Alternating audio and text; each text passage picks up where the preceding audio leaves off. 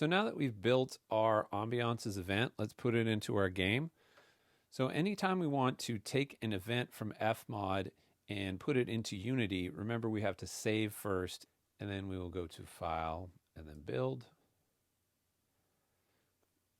And then I'm going to switch over to Unity here.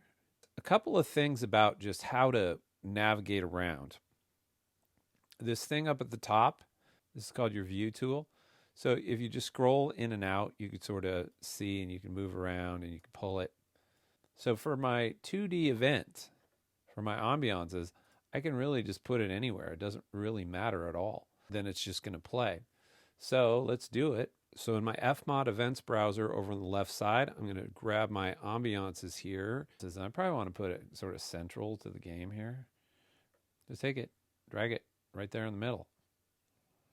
And so over on the left side in the hierarchy now, we can see that there is a new ambiances emitter.